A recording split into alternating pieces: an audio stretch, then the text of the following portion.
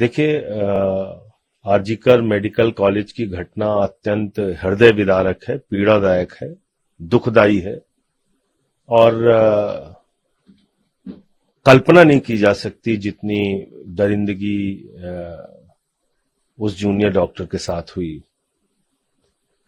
अब वो मामला सीबीआई के पास है, उसके मुख्य अभियुक्त की गिरफ्तारी हो चुकी है। जिन लोगों पे और कार्रवाई करने की आवश्यकता है वो कार्रवाई बिल्कुल होनी चाहिए और मैं ऐसी मांग करता हूं कि सीबीआई इस मामले को जल्द से जल्द फास्ट ट्रैक कोर्ट में चलाकर इस मामले को जल्द से जल्द दोषियों को ऐसी सख्त सजा दी जाए कि वो एक उदाहरण बने, जैसा निर्भया के मामले में हुआ था या दूसरे जो ऐसी बड़ी घटनाएं होती हैं उन मामलों में होता है।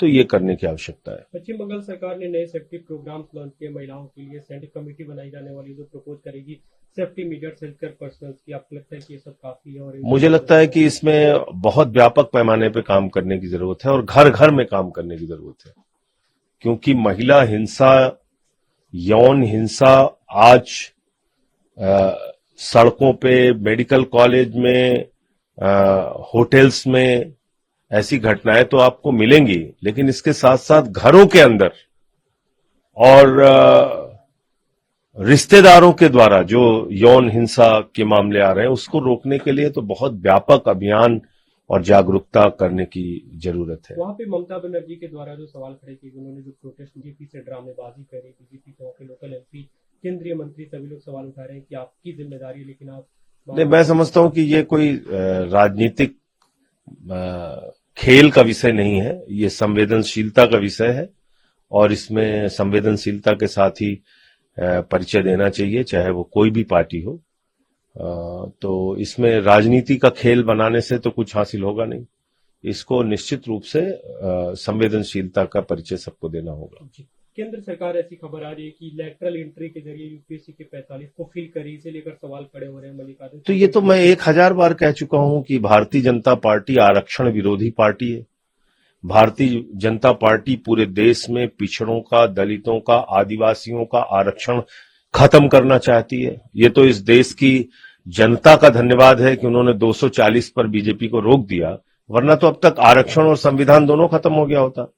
अगर 300 सीट आ जाती, 400 छोड़िए 300 भी आ जाती, तो ये ज्वाइंट सेशन बुला के देश का संविधान बदल देते, ये आरक्षण खत्म कर देते, ये कुछ भी कर सकते हैं। तो इसलिए मैं समझता हूं कि अब इस देश की जनता को समझना होगा और जो पार्टनर इनके साथ में है, वो चाहे टीडीपी हो, जेडीयू हो, आरएलडी हो या फिर चिराग पासवान जी की पार्टी हो, तो इन लोगों को भी सोचना चाहिए, क्योंकि ये उसी राजनीति से ऊपर आए हैं। अपने अपने राज्यों में और देश के पैमाने पर, वो चाहे नीतीश कुमार जी हों या चिराग पासवान जी हों या आरएलडी के नेता हों जयंत चौधरी जी या चंद्रबाबू नायडू, ये सब आरक्षण की वकालत करते रहे और इनके सामने आरक्षण खत्म किया जा रहा है। भाई, लेटरल एंट्री कहां से आपको सपना आ गया? कैसे आप ये व्यवस्था लेके आ गए? आप इस देश के अंदर जो पिछड़ों को, दलितों को, आदिवासियों को सरकारी नौकरियों में अधिकार मिला है, उसको आप एक नया नया फॉर्मूला लागू करके खत्म करते हैं, तो ये ठीक नहीं है। अभी उत्तर प्रदेश में आपने देखा 69,000 शिक्षक भर्ती में घोटाला हुआ था। सबसे पहले वो मामला मैंने प्रेस कॉन्फ्रेंस के जरिए और पार्लियामेंट में भी उठाया था कि इसमें करीब करीब 18 से 22,000 छात्रों का जीवन बर्बाद किया गया, उनका आरक्षण खाया गया है।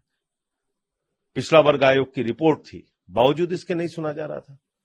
तो मुझे लगता है कि ये बिल्कुल खुली किताब की तरह है, इसमें कुछ छिपा नहीं है कि बीजेपी का मकसद है इस देश के अंदर आरक्षण की व्यवस्था को खत्म करना।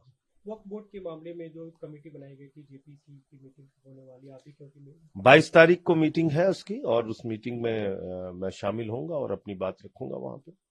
सभी दलों के उसमें लोग हैं, विपक्ष के भी कई लोग हैं, आप लोगों ने विरोध भी किया था पार्लियामेंट में। विरोध का एक स्पष्ट कारण है। विरोध का कारण यह है कि भाई